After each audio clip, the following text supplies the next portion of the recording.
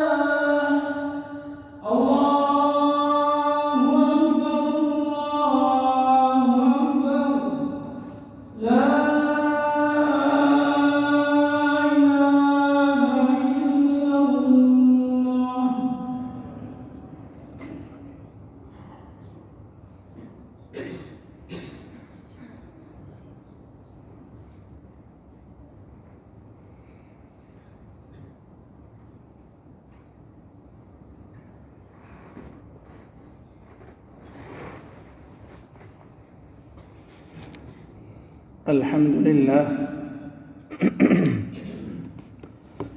لله نحمده ونستعينه ونستغفره ونؤمن به ونتوكل عليه، ونعوذ بالله من شرور أنفسنا ومن سيئات أعمالنا، من يهده الله فلا مضل له ومن يضلله فلا هادي له، وأشهد أن لا إله إلا الله وحده لا شريك له، وأشهد أن محمدًا عبده ورسوله أرسله بالحق بين يدي الساعة بشيرا ونذيرا. أما بعد، فإن خير الحديث كتاب الله، وخير الهدي هدي محمد صلى الله عليه وسلم، وشر الأمور محدثاتها، وكل محدثة بدعة، وكل بدعة ضلالة، وكل ضلالة في النار.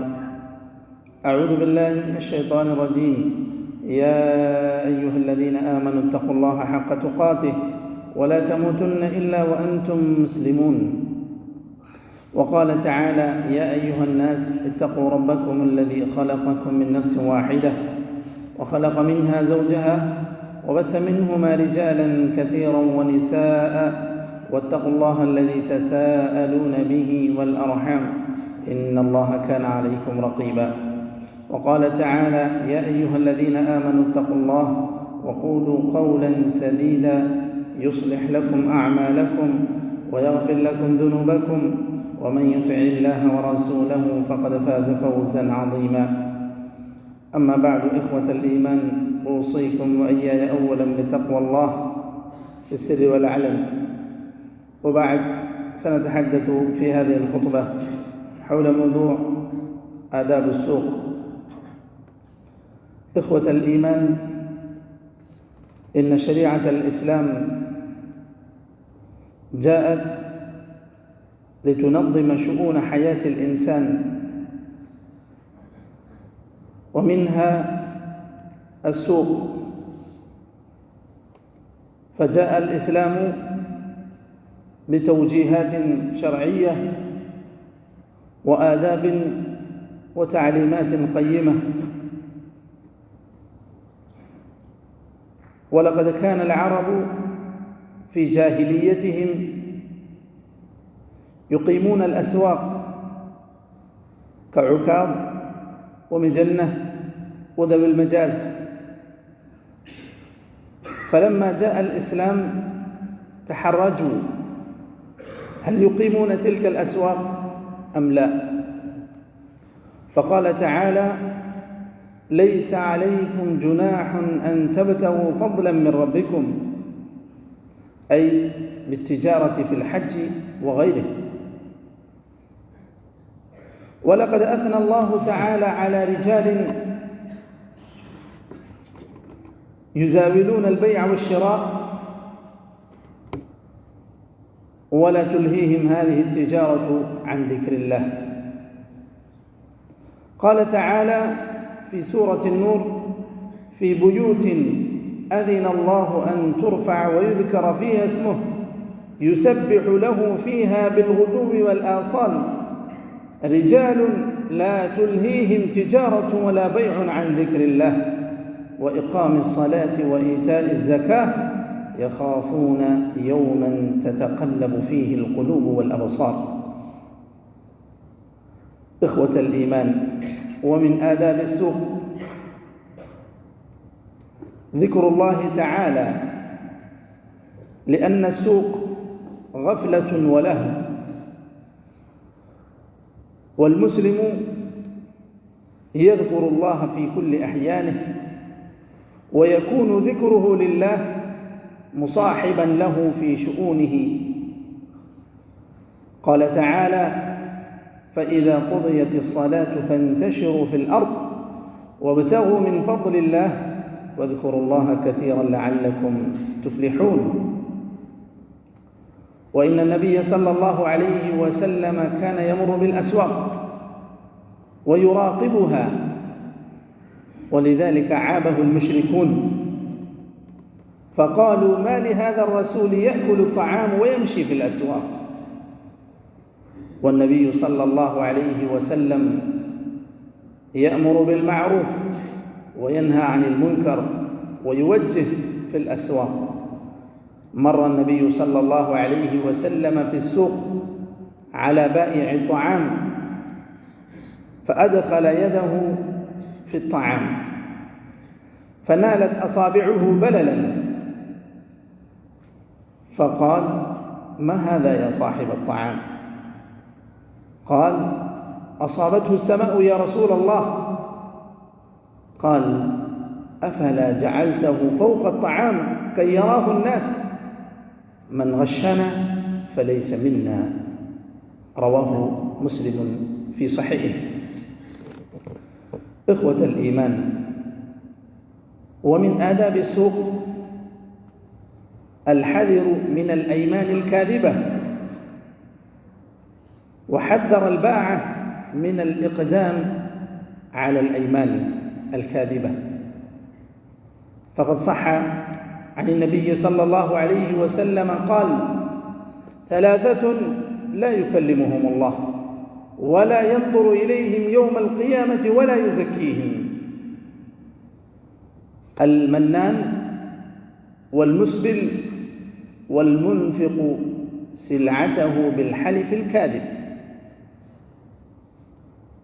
فهذه الثلاثة لا يكلمهم الله ولا ينظر إليهم يوم القيامة ولا يزكيهم. فالنبي صلى الله عليه وسلم حث على الصدق وأن يكون الصدق واضحا في جميع التجارة وفي شؤون التجارة. ومن آداب السوق أيضا أن يكون المسلم يغض البصر حينما يدخل السوق، لأن السوق يختلط فيه الرجال والنساء، ومن هنا إذا رأى المسلم فمن الممكن أن يوقظ هذه النار الشهوة. ولذلك أمر الله عز وجل بغض البصر، فقال تعالى: قل للمؤمنين يغضوا من أبصارهم ويحفظوا فروجهم ذلك أزكى لهم إن الله خبير بما يصنعون. أقول قولي هذا وأستغفر الله لي ولكم ولسائر المسلمين فاستغفروه إنه هو الغفور الرحيم.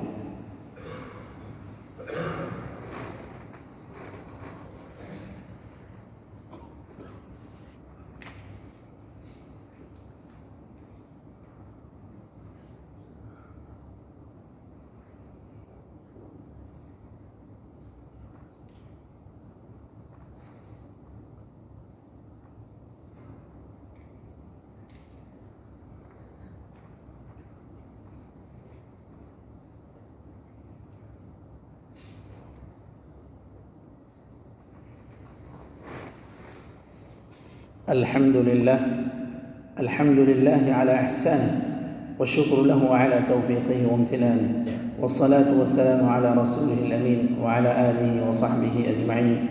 أما بعد، إخوة الإيمان، ومن التوجيهات الشرعية للنساء في الأسواق غض البصر. قال تعالى: وقل للمؤمنات يغضضن من أبصارهن ويحفظن فروجهن. ومن هنا أمر النبي صلى الله عليه وسلم المرأة أن تكون محتشمة وقت النزول إلى الأسواق، ولا تخرج للسوق إلا إذا اضطرت عليه، ثم إذا خرجت ألا تستعطر، لأن النبي صلى الله عليه وسلم يقول: أيما امرأة استعطرت ثم مرت على قوم ليجدوا ريحها فهي زانية. رواه ابن ماجة في سننه، والحديث في صحيح ابن ماجة. نسأل الله تعالى أن يجعلنا من الذين يستمعون القول فيتبعون أحسنه. اللهم أعز الإسلام والمسلمين، وأذل الشرك والمشركين، ودمر أعداء الدين، واجعل هذا البلد آمنا مطمئنا وسائر بلاد المسلمين. اللهم من أراد الإسلام والمسلمين بسوء فأشغله بنفسه، واجعل كيده في نحره يا قوي يا عزيز. اللهم انصر المجاهدين في سبيلك في كل مكان. اللهم انصر إخواننا المستضعفين في فلسطين. اللهم كن لهم ناصرا ومعينا يا ذا الجلال والإكرام. اللهم داو جرحاهم، اللهم أطعم جائعهم، اللهم فك أسراهم. اللهم عليك بالأعداء اليهود الغاصبين المحتلين فإنهم لا يعجزونك. اللهم خذهم أخذ عزيز مقتدر. اللهم اكفنا بحلالك عن حرامك، واغننا بفضلك عمن سواك. اللهم إنا نسألك الهدى والتقى والعفاف والغنى.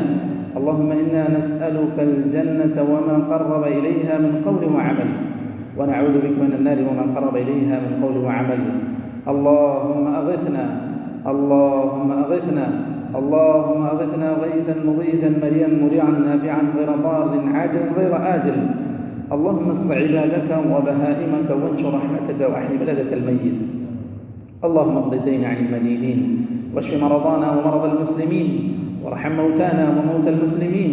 اللهم اغفر لهم وارحمهم وعافهم واعف عنهم، وأكرم نزلهم ووسع مدخلهم، واغسلهم بالماء والثلج والبرد، ونقهم من الذنوب والخطايا كما ينقى الثوب الأبيض من الدنس. عباد الله، إن الله وملائكته يصلون على النبي، يا أيها الذين آمنوا صلوا عليه وسلموا تسليما. اللهم صل وسلم وبارك وأنعم على حبيبك محمد.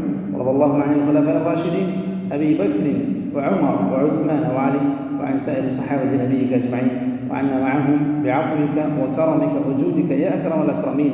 عباد الله، إن الله يأمر بالعدل والإحسان وإيتاء ذي القربى، وينهى عن الفحشاء والمنكر والبغي، يعظكم لعلكم تذكرون. فاذكروا الله يذكركم، وادعوه يستجب لكم، ولذكر الله أكبر، والله يعلم ما تصنعون. وأقم الصلاة.